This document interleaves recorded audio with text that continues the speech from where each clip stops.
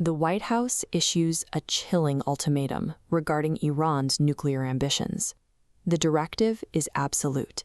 The United States will stop them from acquiring a weapon, one way or the other. 90 miles south of Florida, the Department of Justice suddenly hands down a sweeping indictment against the highest levels of Cuban leadership, charging them with conspiracy and murder. And across the Pacific, directly on China's doorstep, the administration pushes through a highly controversial $14 billion weapon sale to arm the island of Taiwan. Ultimatum, indictment, militarization. To the casual observer, these disconnected maneuvers look exactly like the chaotic escalation of a nation preparing for a three-front global war. But behind closed doors, a very different geopolitical strategy is unfolding. These hostile actions are actually calculated maneuvers explicitly designed to prevent military conflict. This diagram illustrates the mechanics of the status quo squeeze. Rather than relying on airstrikes or ground invasions, this doctrine utilizes severe economic, legal, and diplomatic pressure to lock foreign adversaries into a corner.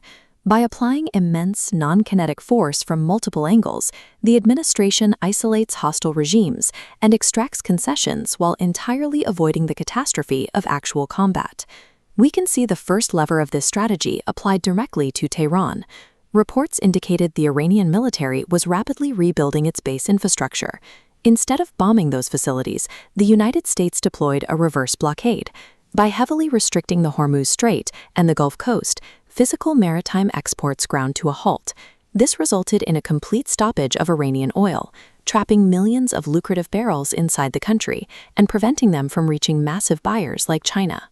Without that revenue stream, the regime was suddenly starved of capital. Sprawling complexes and new nuclear infrastructure require billions of dollars to build and maintain. With its oil exports blocked and capital reserves dwindling, the regime is now back at the negotiating table, reviewing the administration's latest proposal.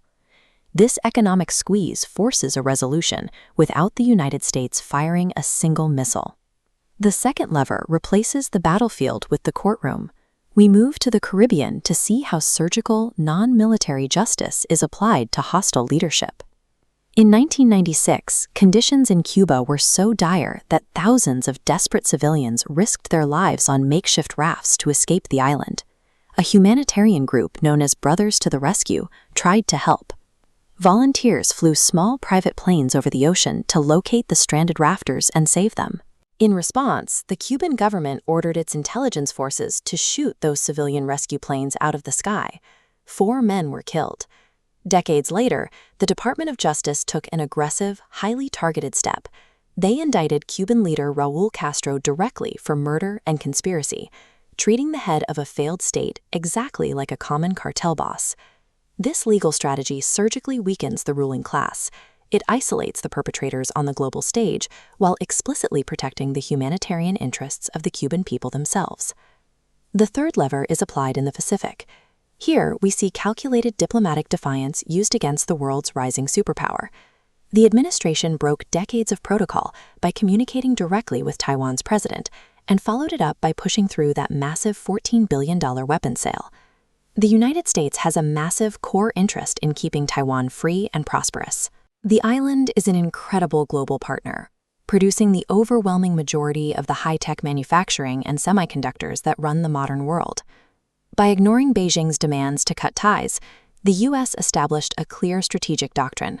Foreign superpowers do not get a veto over American diplomatic relationships.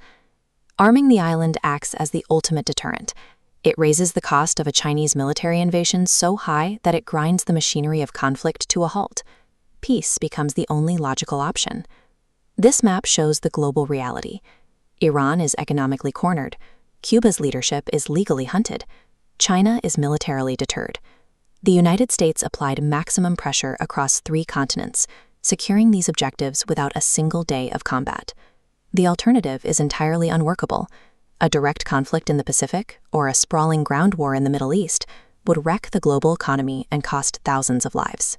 Modern foreign policy victory is achieved by squeezing an adversary so tightly through economic and legal channels that maintaining the status quo becomes their only path to survival.